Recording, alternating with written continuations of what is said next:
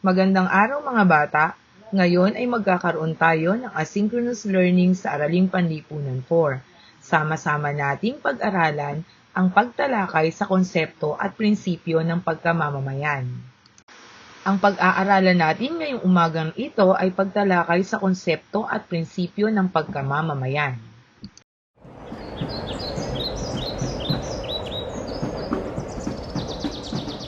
Nagugutom na ba kayo? Tara! Saging, saging, mangga, mangga, papaya, papaya. Pagsama-samahin, paghalu-haluin, fruit salad, fruit salad. Ang galing-galing nyo naman! Tara, bilisan natin! Saging, saging, mangga, mangga, papaya, papaya. Pagsama-samahin, paghalu-haluin, fruit salad, fruit salad. Ito na ang pinakamabilis! 1, 2, 3! Saging, saging, mangga, mangga, papaya, papaya. Pagsama-samahin, paghalu-haluin, fruit salad, fruit salad. Ang galing-galing nyo!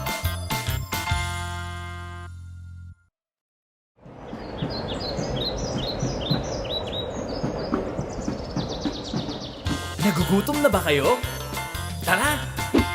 Saging, saging, mangga, mangga, papaya, papaya. Pagsama-samahin, paghalu-haluin, fruit salad, fruit salad. Ang galing-galing nyo naman! Tara, bilisan natin! Saging, saging, mangga, mangga, papaya, papaya. Pagsama-samahin, paghalu-haluin, fruit salad, fruit salad. Ito na ang pinakamabilis! 1, 2, 3! Saging, saging, mangga, mangga, papaya, papaya. Pagsama-samahin, paghalu-haluin, fruit salad, fruit salad. Ang galing-galing nyo!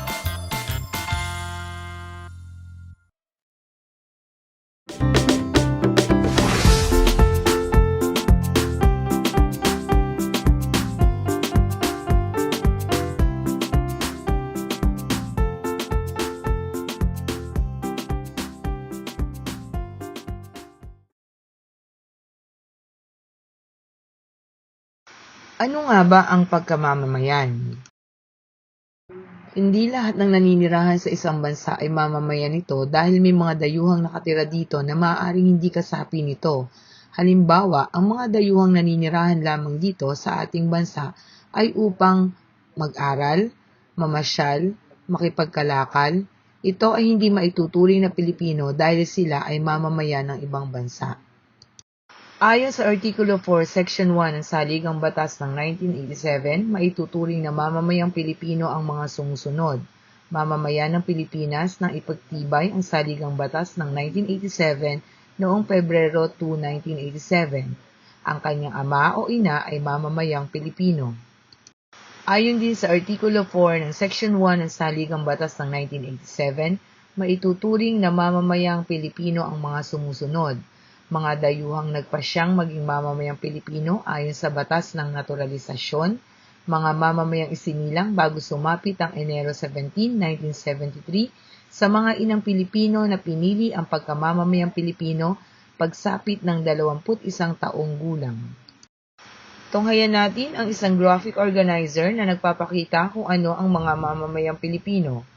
Ito ay ang mamamayan ng Pilipinas nang pinagtibay ang Saligang Batas ng 1987 noong Pebrero 2, 1987. Ang ama o ina ay mamamayang Pilipino.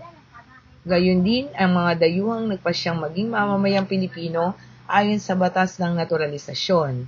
Pang-apat, mga mamamayang isinilang bago sumapit ang Enero 17, 1973 sa mga inang Pilipino na pinili ang pagkamamamayang Pilipino pagsapit ng 21 taong gulang. Mayroong dalawang uri ng mamamayang Pilipino. Ito ay ang likas o katutubong mamamayan. Ang pangalawa ay di likas o naturalisadong mamamayan. Tunghayan naman natin ang kahulugan ng likas o katutubong mamamayan. Kung ang isa o pareha sa kanyang mga magulang ay isang Pilipino, maituturing na siya ay likas o katutubong mamamayan. Ang di likas o naturalisadong mamamayan naman ay kung ang isang dating dayuhan ay sumailalim sa proseso ng naturalisasyon. Ano ba ang naturalisasyon?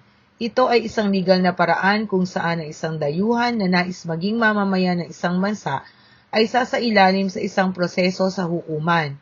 Kapag nabigyan na ang pagkamamamayang Pilipino ng isang dayuhan, kailangan niyang sumunod sa mga batas at kultura ng bansa. Matatamasa rin niya ang mga karapatan ng isang mamamayang Pilipino maliban sa mahalal sa matataas na posisyon sa pamahalaan ng bansa.